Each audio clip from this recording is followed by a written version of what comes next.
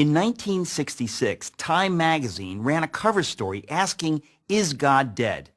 The cover reflected the fact that many people had accepted the cultural narrative that God is obsolete, that as science progresses, there's less need for a God to explain the universe. It turns out, though, that the rumors of God's death were premature. In fact, perhaps the best arguments for his existence come from, of all places, science itself. Here's the story. The same year Time featured its now famous headline, the astronomer Carl Sagan announced that there were two necessary criteria for a planet to support life: the right kind of star and a planet the right distance from that star. Given the roughly octillion planets in the universe, that's 1 followed by 24 zeros, there should have been about septillion planets, that's 1 followed by 21 zeros, capable of supporting life.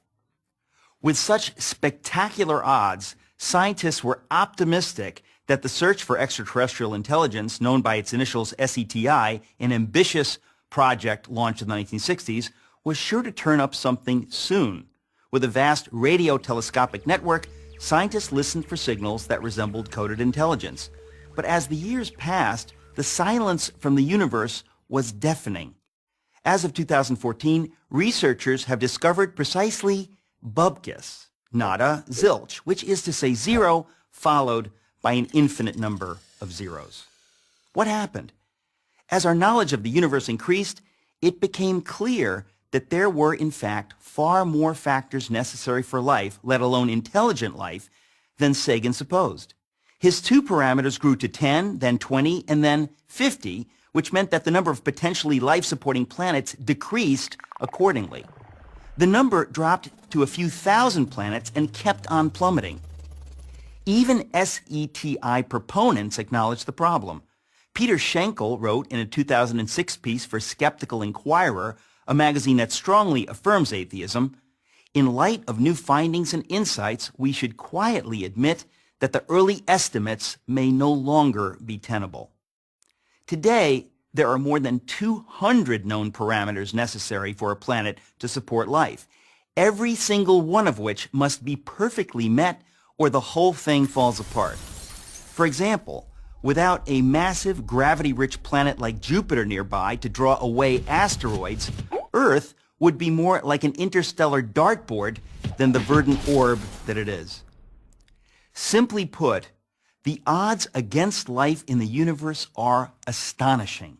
Yet, here we are, not only existing, but talking about existing. What can account for it? Can every one of those many parameters have been perfectly met by accident?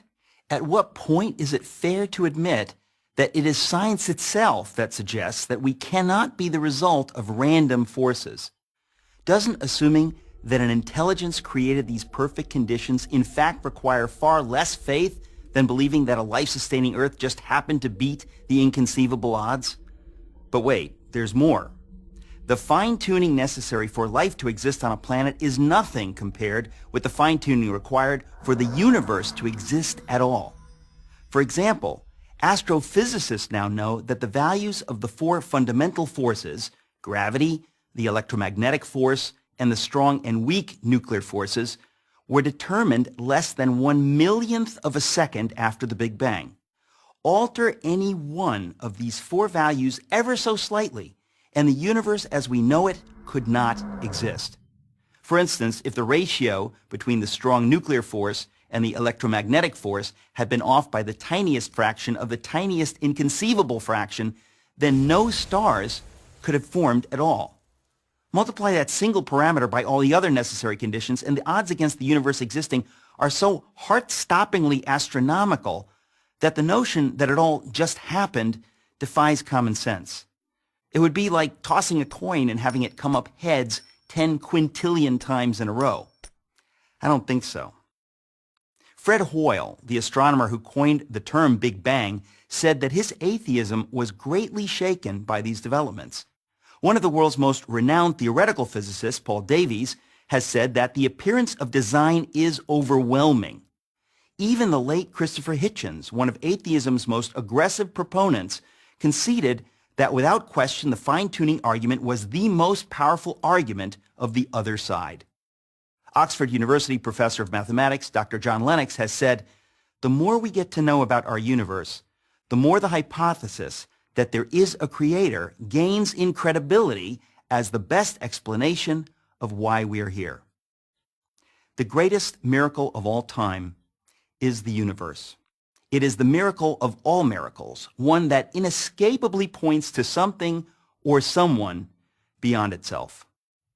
I'm Eric Metaxas for Prager University.